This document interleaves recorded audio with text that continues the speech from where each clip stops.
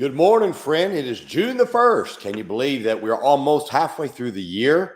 I hope that you're doing well today. Had a good day yesterday for Memorial Day. I hope that you stopped. Remember those who gave their lives. Of course, there's a big difference between Veterans Day and Memorial Day. And we here at Maranatha Baptist Church, we had a church picnic, but we took just a small moment of silence, talked about what those who've done for us. Somebody gave their life for us. We did that yesterday. Had a good time with the church. And even though it was a rainy day, we had a barbecue, had some games going on, and had some that we had a cornhole, and some of them were just doing pretty good on that. And I was excited about seeing how our people could get together, enjoy some time together on yesterday. I want to read to you this morning from 1 Thessalonians chapter 3 and verse 3. The scripture says that no man should be moved by these afflictions. For yourselves know that we are appointed thereunto. I've heard people say many times that throughout my life that they will never change. They say that person's never going to change. Now, never is a big word because we don't know what'll come our way. Certainly, our desire is that we would never change. But it's a fact that many have changed.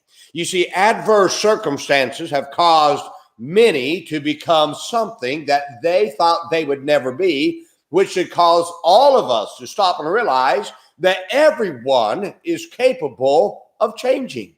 Many people who have stood true through the times of ease, but have suffered affliction and which caused them to change. Now, the verse I just read to you says that no man should be moved by these afflictions. Paul saw what I have seen throughout his ministry, and that is affliction has changed many people. It's easy to say you'll never change when health is abundant, but many have changed when their health is turned to pain and sickness. Many have stood when their whole family, when they have their whole family to enjoy. But many have also changed after they've walked by the casket of a loved one who they thought died a premature death. Now, it's easy to say that you'll never change when everything in life is going your way. But many have changed when it seems the whole world has turned against you. I could tell you story after story of good people who've changed in affliction. You see, affliction is either an agent of change or a revelation of the strength of your faith. Now, let me point out several things you need to remember about affliction. First, afflictions do not change the gospel. The gospel that saved you is still the right gospel that needs to be spread when you're going through affliction. People don't stop going to hell because you're going through a tough time.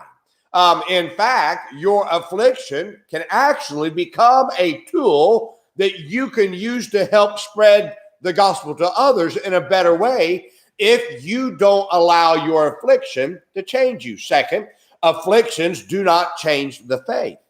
What was right before you had affliction is still right once the affliction has come. Many have changed because of the hurt they experienced from a fallen preacher they trusted. But the truth that the fallen preacher preached is still true, even though he may have fallen. What you believed before affliction and heartache came your way, and heartache that has come your way has not changed. Truth never changes.